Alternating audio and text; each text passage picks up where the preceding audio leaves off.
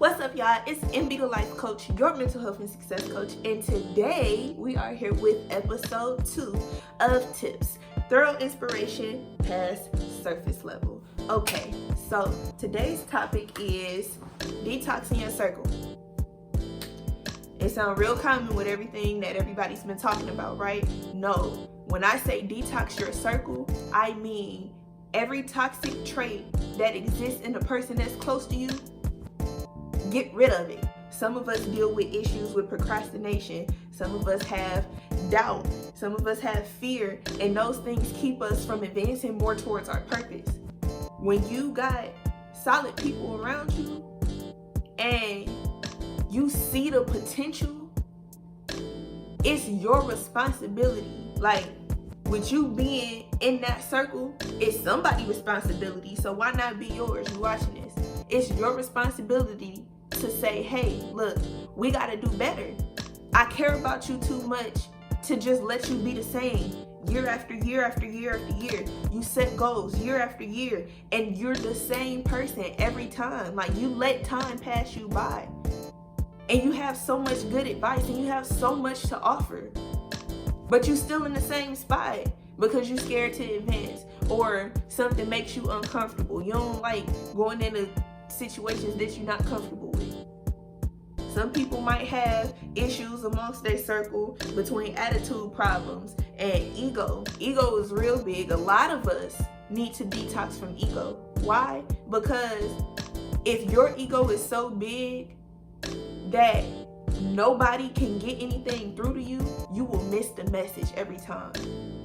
You cannot be so stuck and set in your mind and in your ways that nobody else can say anything to you, or you know everything, you counter everything somebody says to you with, oh, I know, or you brush it off. You will miss a message every time, and you'll miss blessings because you can't receive a message from somebody because of your ego or your attitude. You have to hold each other accountable of getting rid of all of that. Like, all of that. Some of us might have conflicting toxic traits. Somebody might have an attitude problem that needs to be detoxed, where somebody else might have an issue with procrastination. My attitude with you is that you procrastinate, and you can motivate me all day. Like, I might have a mind to want to do better, but I got an attitude problem, so I'm not going to get far.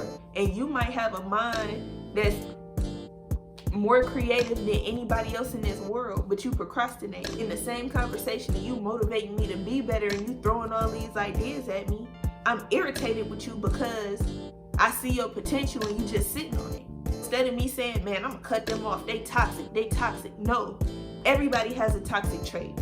But what are you doing to recognize your toxic trait and get rid of it and make you better? In the same breath, what are you doing with your circle and the people that you so-called care about that much, that you can recognize a toxic trait in them and something that's detrimental to them, and instead of you calling them out on it and holding them accountable and walking that journey with them, you just cut them off. It is so many good people in the world that get thrown to the wayside because of characteristics that they may not even know or recognize as detrimental to them. You're hurting yourself and not wanting to open up to people or allow yourself to be loved by people, and not sharing yourself with the world because of your own selfishness or your own comfort zone. So what am I doing to combat that? The first step is recognizing it. When you recognize your toxic trait, you put a plan together. Okay, now that I know what it is, where did it stem from? Why am I triggered, and what am I triggered from? How am I going to combat this? How am I going to get past this?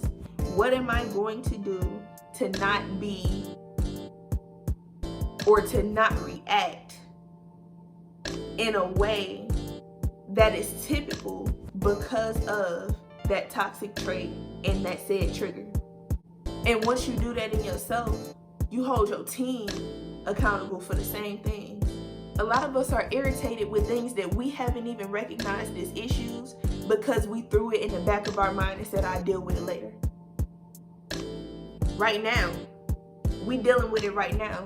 We are not going through the rest of 2020 the same way we've done every year prior. And we are not going into 2021 with the same toxic traits we have today. And remember, once you figure out all of the answers behind your triggers, do not hold those accountable that may have been responsible for your toxic trait. Or you're going to create another toxic trait that never had to exist. Once you recognize everything that goes with it, I love you. This is something that was born in me because of you, but it doesn't have to live here. So this is a hurdle that I have to get over, but you are not necessarily a hurdle I have to get over. In that same breath, I'll deal with you accordingly. Because you're responsible for one of my toxic traits, I have to be responsible in the part that I played. Where was my position in breeding my toxic trait? And once I recognize my position, what can I do to prevent it that won't produce another toxic trait that I'll have to deal with later on?